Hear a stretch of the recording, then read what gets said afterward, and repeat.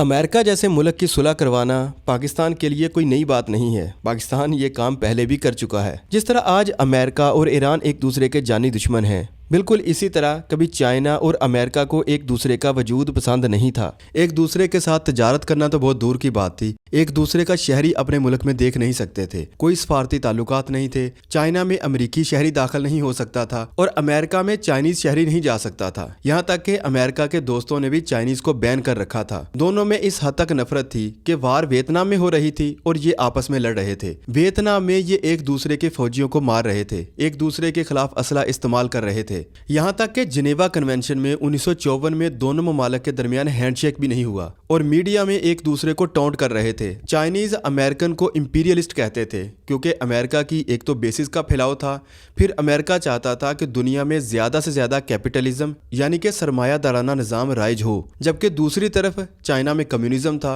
और कम्युनिस्ट का red flag था। इसी वजह से वो चाइना को रेड चाइना भी कहते थे, जबकि ताइवान को सिर्फ चाइनीज को छेड़ने के लिए फ्री चाइना कहते थे। लेकिन इस नफरत की प्राइस दोनों ममालिक पे कर रहे थे। अमेरिका वियतनाम वार में अपना असला और फौजी भी लूज कर रहा था और ये भी जानता था कि उसको सबसे बड़ा खतरा चाइना से नहीं बल्कि उस वक्त की एक और बड़ी पावर यूएसएसआर जो आज का रूस है उससे सबसे बड़ा खतरा है। और वियतनाम वार से भी निकलना चाहता था, अपनी तवज्जो यूएसएसआर के खिलाफ रखना चाहता था ताकि दुनिया में यूएसएसआर ना डोमिनेट करना शुरू कर दे। और दूसरी तरफ चाइना भी कई मसाइल में गिरा हुआ था। एक तो वियतनाम वार में उलझा हुआ था, फिर उसका यूएसएसआर के साथ बॉर्डर पर भी झगड़ा चल रहा था और वो भी किसी एक बड़ी पावर के साथ नॉर्मल ताल्लुकात चाहता था। इस स्टेज पर एंट्री होती है पाकिस्तान की। 1969 में पाकिस्तान चाइना और अमेरिका के दरमियान मीडिएट करवाता है। पाकिस्तान 2 साल तक दोनों के दरमियान मैसेजिंग शेयर करता रहा। फिर 1971 में एक ऐसी स्टेज आती है जब अमेरिकन प्रेसिडेंट के national security adviser Henry Kissinger Pakistan आते हैं और वो पाकिस्तान से चाइना विजिट करते हैं।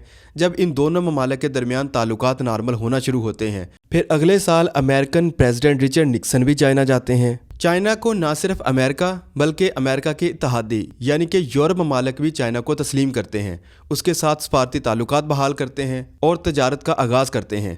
इन दोनों मुल्कों के दरमियान 1971 तक जब पाकिस्तान ने यह सफारतकारी करवाई, नफरत की उम्र 22 साल थी जबकि पाकिस्तान की उम्र 24 साल थी। उस टाइम भी पाकिस्तान कोई बड़ी पावर तो नहीं थी कि अमेरिका जैसे मुल्क की सुलह करवाता, लेकिन इसके बावजूद पाकिस्तान 2 ममालिक को मिलाने में कामयाब हुआ। आज इन दोनों ममालिक में $550 बिलियन की ट्रेड है। हालांकि दोनों ममालिक में लड़ाई आज भी मौजूद है, मगर आज लड़ाई का लेवल डिफरेंट है। आज दोनों दुनिया की डोमिनेंस के लिए लड़ रहे हैं, जबकि उस टाइम पर इन दोनों को एक दूसरे का वजूद पसंद नहीं था।